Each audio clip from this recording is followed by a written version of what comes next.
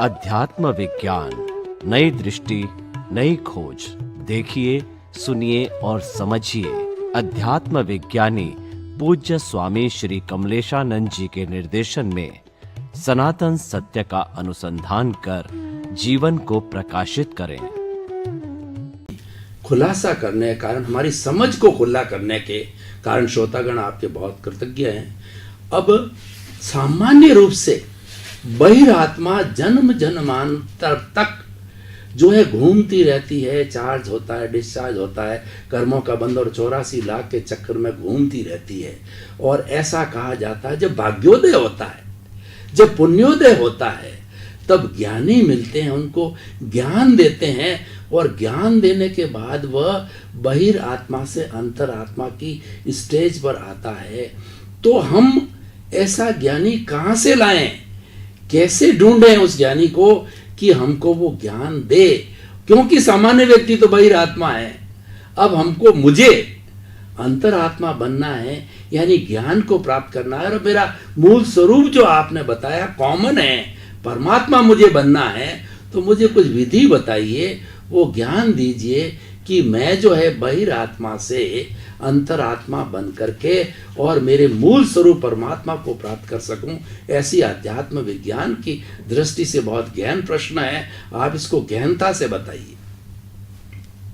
धन्यवाद।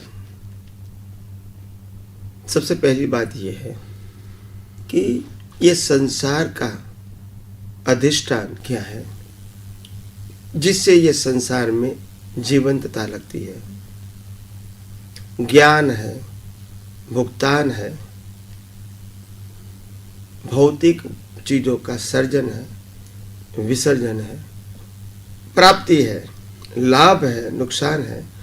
ये सब चीजों का अनुभव क्यों होता है, कैसे होता है, किसके माध्यम से होता है? तो बिल्कुल निश्चिंतता से समझो, अगर आत्मा नहीं है तो अज्ञान भी नहीं है, अज्ञान नहीं है तो संसार की अनुभूति भी नहीं है। तो सबसे पहले आत्मा होना आवश्यक है। उसके बाद जैसा ज्ञान होगा वैसे ही आपको अनुभूति होगी। अगर लौकिक ज्ञान है तो लौकिक अनुभूति होगी, अलौकिक ज्ञान है तो अलौकिक अनुभूति होगी। तो अलौकिक ज्ञान को स्पिरिचुअल साइंस कहते हैं और लौकिक ज्ञान को सामाजिक और धार्मिक ज्ञान कहते हैं। और जैसा ज्ञान वैसी आपको अनुभूति। तो जो आत्मा है, आत्मा की हाजिरी से ही ज्ञान और अज्ञान दोनों पैदा होते हैं, और आत्मा की हाजिरी से ही कर्म बनते हैं, और आत्मा की हाजिरी से ही कर्म की भुगतान है। क्योंकि भुगतान करने वाला भी वो भुगतान करते उसका अनुभव चाहिए ना इसको, कि मेरे को सुख मिला, मेरे को दुख मिला। अगर वो आत्मा नहीं है तो कैसे होगा? जैसे हमारे घर के अंदर सेफ होता है, तिजोरी, जिसके अंदर हम पैसा और जवेरात रखते हैं। तो अगर हमने तिजोरी के अंदर, सेफ के अंदर अगर 1 करोड़ रुपया रख दिया है, तो क्या सेफ को खुशी हो सकती है? नहीं हो सकती है, क्योंकि क्या नहीं है? आत्मा नहीं है। मगर सेफ जो तिजोरी है, सेफ होल्ड, इसका जो मालिक है, इसको आनंद होगा कि मेरे सेफ के अंदर 1 करोड़ रुपया पड़ा है। तो इसीलिए आत्मा नहीं है तो अनुभूति भी नहीं है। मगर आत्मा के साथ जैसा ज्ञान है वैसी अनुभूति। जड़ को कभी ज्ञान नहीं होता है तो जड़ को अनुभूति नहीं है। क्यों नहीं है और क्यों जरूरत नहीं है? क्योंकि जड़ को ज्ञान नहीं है तो अज्ञान भी नहीं है, और ज्ञान अज्ञान नहीं है तो कर्म भी नहीं है, और कर्म का फल भी नहीं है। मगर आत्मा है तो ज्ञान भी है और अज्ञान भी है, और अज्ञान अज्ञान है तो कर्म भी है, कर्म का फल भी है, और अनुभूति भी है। तो ये समझो, बिना आत्मा कर्म और कर्म फल संभव नहीं है। बिना आत्मा अनुभव नहीं हो सकता है, बिना आत्मा भाव नहीं हो सकता है।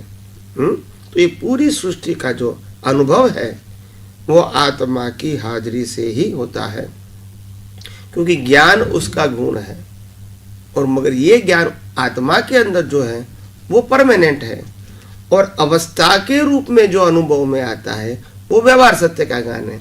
और व्यवहार सत्य का ज्ञान का दूसरा नाम है अज्ञान, क्योंकि व्यवहार सत्य वो परिणाम के रूप में है, मगर हम मानते हैं व्यवहार सत्य में जो कुछ भुगतान होती है, जो कुछ संजोग मिलता है, उसमें मेरा तेरा होता है, मालिकीपन और कर्तापन होता है, और मालिक की और कर्तापन से फिर राग द्वेष होता है।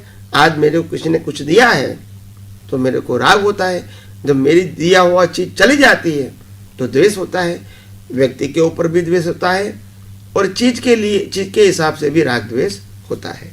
तो सबसे बड़ा कारण है मालिकीपन और कर्तापन। ये मेरा है, ये तेरा है, ये मैंने किया, ये आपने किया। बस यही अज्ञानता से राग द्वेष होते हैं, यही अज्ञानता से कर्म बनते हैं, और यही कर्म से जन्म मरण होता है। तो इसीलिए आत्मा का रोल बहुत इम्पोर्टेंट है, और आत्मा है तभी पुरुषार्थ है, आत्मा है तभी अनुभूति है, आत्मा है तभी कर्मों का सर्जन और विसर्जन है, आत्मा है तभी ज्ञान और दर्शन है। तो मैं समझता हूँ कि आपको ये आत्मा का रोल क्या है, तीन अवस्था का क्या रोल है, वो धीरे धीरे आपको समझ में आया होगा, और आगे आगे भी बात करता रहूँगा।